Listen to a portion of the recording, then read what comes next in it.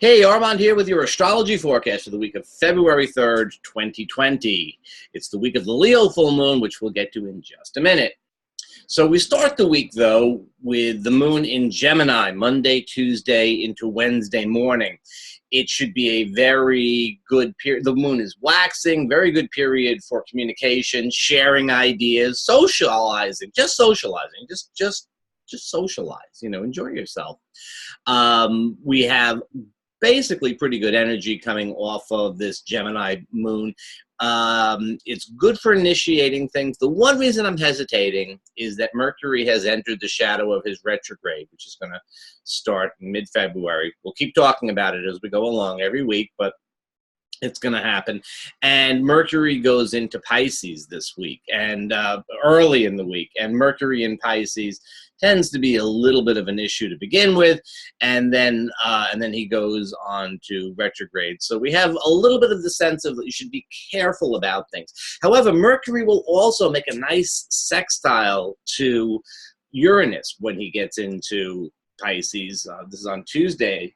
And what you'll get out of that is the ability to share information very creatively, put a new spin on things, and intuition should be very, very strong. As a matter of fact, I would suggest for this week and for several weeks to come, intuition may guide you better than just trying to be completely logical about things. You probably have to be logical about things and try to be careful with stuff anyway, but intuition may be the important thing, at least to check your ideas against. Check your ideas against intuition. It's a very intuitive period of time. We also have Venus this week.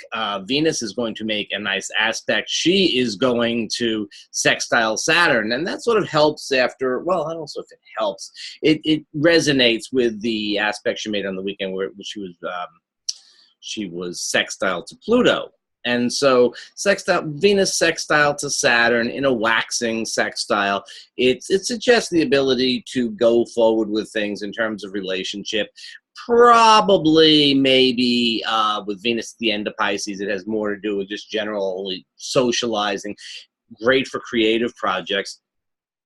Although Mars is also sextile to partnership asteroid Juno, so maybe there is a little more of a romantic thing to it. I don't know. Use your discretion. Use your discretion. Figure that out. Wednesday, Thursday, Friday. Moon in Cancer. Usual Moon in Cancer things. The moon is waxing.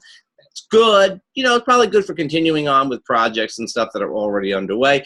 It tends to focus things a little bit more on home and family and security. That's why it's home and family. It's security. Where am I safe? Where do I feel safe? What's my comfort zone? While earlier in the week, Monday, Tuesday, Wednesday morning, socialize, hang out around the water cooler or, the coffee shop or whatever that is for you. Later on Wednesday, Thursday, Friday, maybe a little bit more, we'll hang out at home. Then we get to the Leo moon on the weekend. And the Leo moon is the Leo full moon is the party moon of the year. This is a time for doing your thing, going out, doing what you want to do your own thing. And if you're doing it with somebody else, well, so much the better for you. Now, you don't need me to tell you to go out and have a good time on the Leo full moon. You should be saying, I go out and have a good time whenever I want. I don't care what any astrologer or any astrology says about it. I am going to go have a good time and do my thing whenever I want. Whoa. Oof. Yes, it's Leo, so you can be a little bit that way about things, I guess. But I'm just suggesting that it's a good time. And it falls on the weekend, too. You know what I would suggest? Just take this.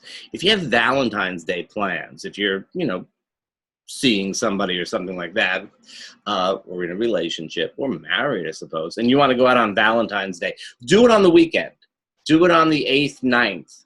Don't wait for Valentine's Day itself.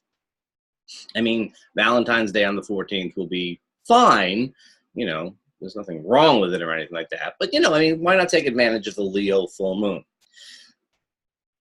But I didn't want to tell you about going out and having fun on the Leo full moon. You can figure that out for yourself. What I want to do is give you a little perspective on it. And that's what I think maybe you get out of this. If you recall, and you may, if you recall back in Leo season last summer, summer of 2019, the whole message was path with heart. You've got to follow the path with heart. That was the pull of Leo season, and that was the message that we were getting. It's sort of always a good message. It's sort of always a Leo 9 message, but it was what we had specifically last year.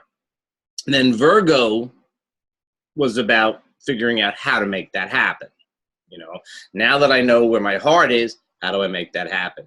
Then we had a very short Libra season, which was about sort of sharing things. And then came that Scorpio. We had an extended Scorpio season. I know the sun was only in Scorpio for as long as it always is, but it came across a little bit differently because of the other planets and so on. So we had an extended Scorpionic period, all about letting go and, you know, those things that never serve, that no longer serve you, you know, that whole thing.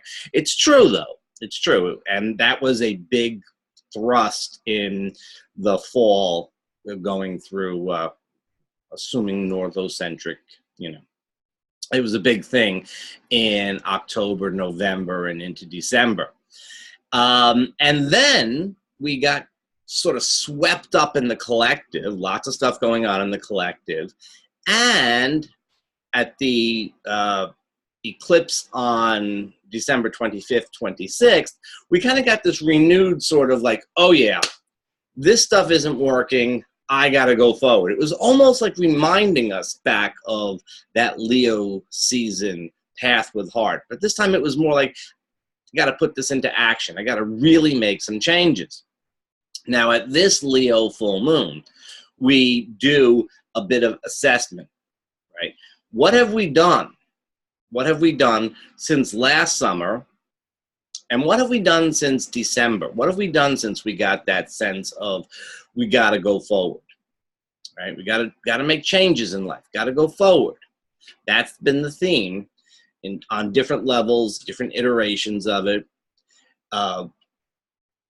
The seed planted at the Leo new moon in the summer of 2019, work out how we're going to do it as we go along, start sharing it.